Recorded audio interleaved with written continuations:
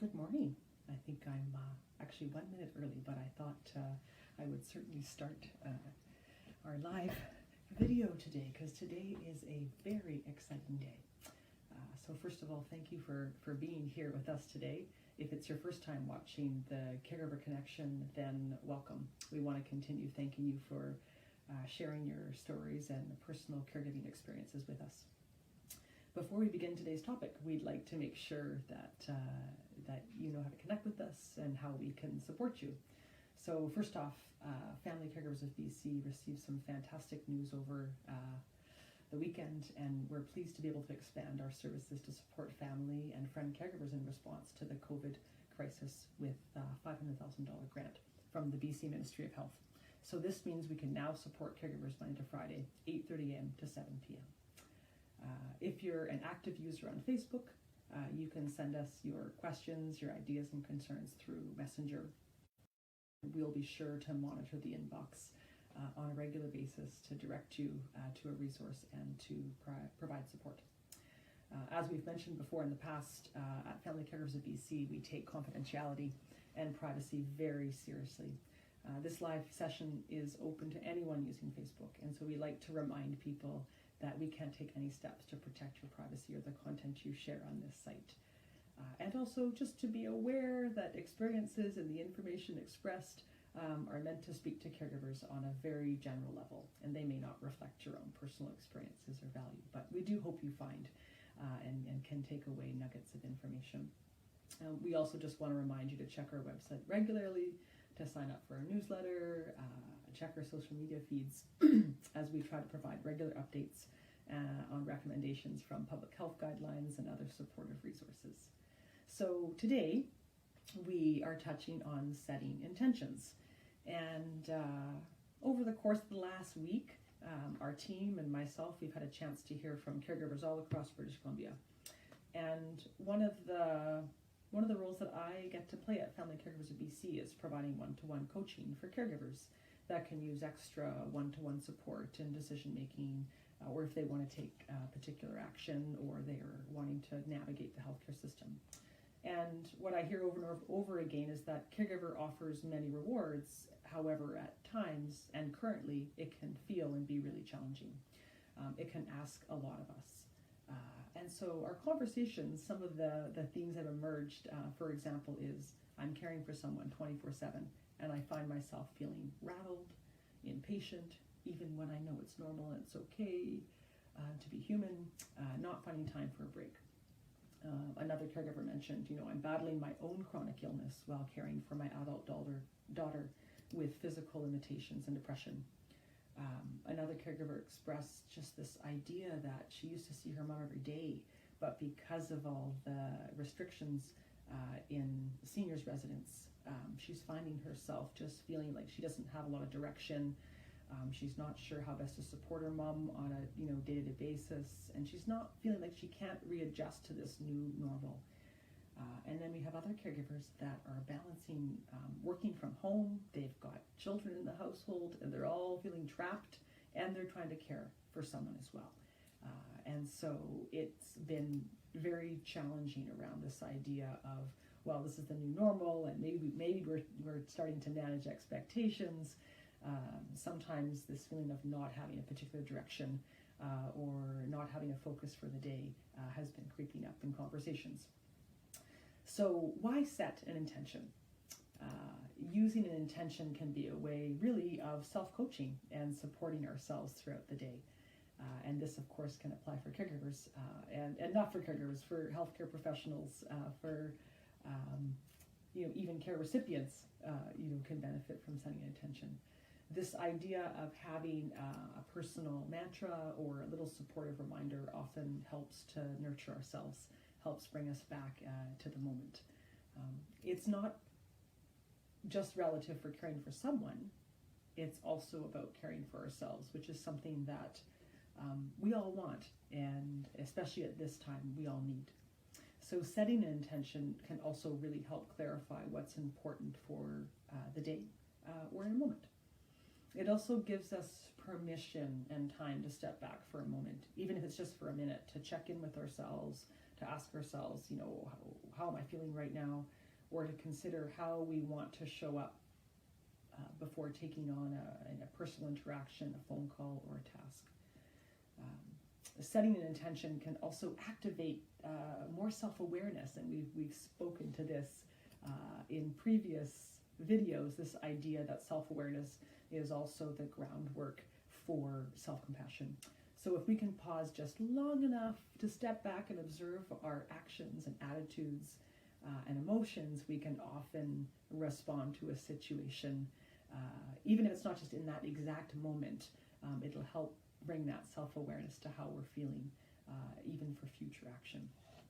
So this kind of awareness, it can help us from getting swept away in that pool of negative Nellies or other, behaviors that we may not like to engage in regularly.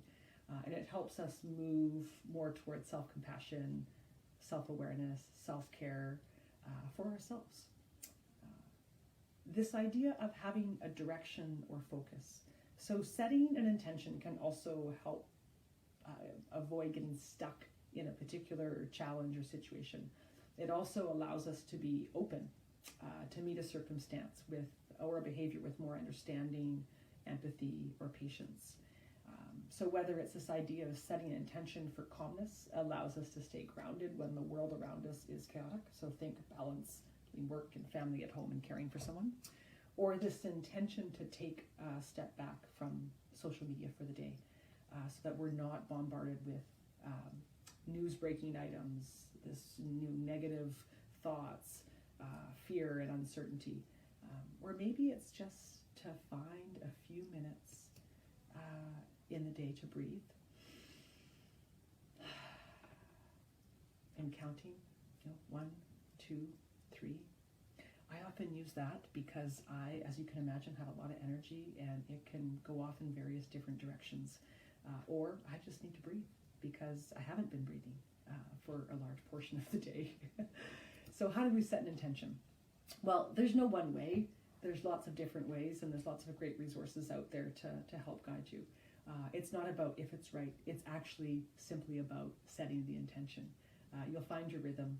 One thing that a lot of the readings will tell or will suggest is that making a daily practice as much as possible is really helpful.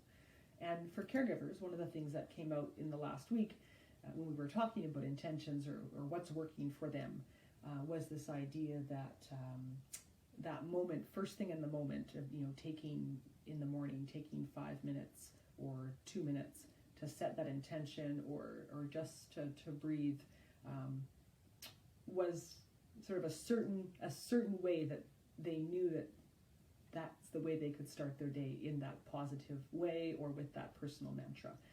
If they left it later on, they often found that maybe the day got away on them, or they just got lost dealing with a particular challenge or unknown certainty.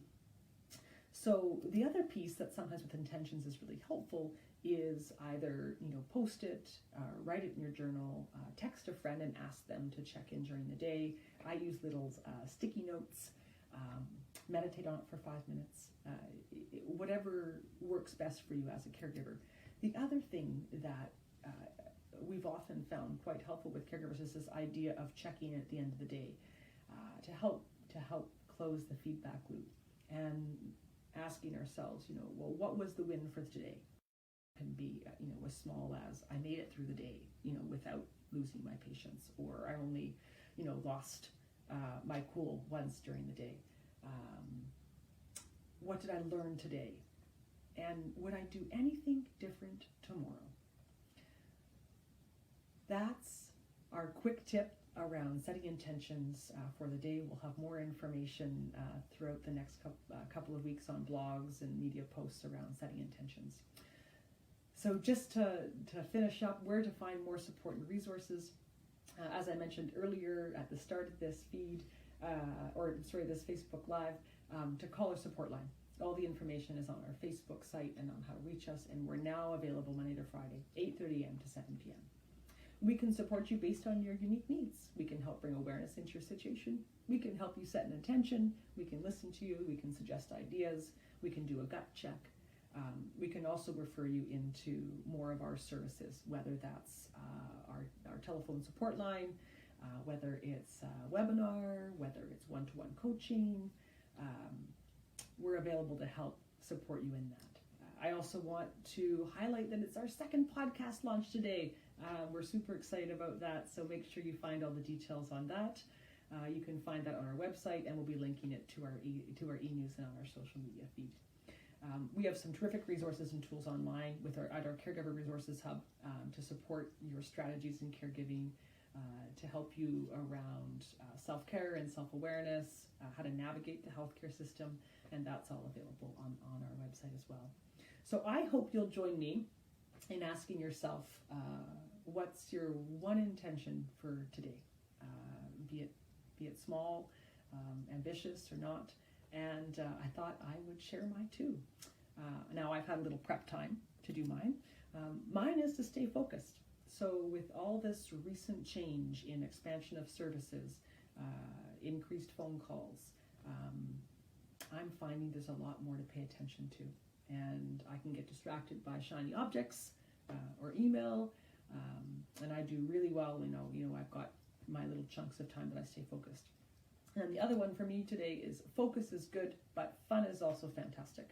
I have a 13-year-old in the next room who's doing homeschooling, who's just doing an amazing job with all of this COVID and all of the uncertainty.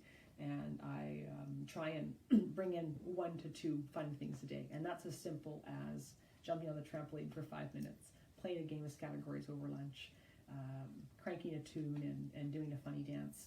Just something to bring fun and laughter into our home as much as we can. So thank you very much for joining us. See you next week and have a wonderful day. Bye for now.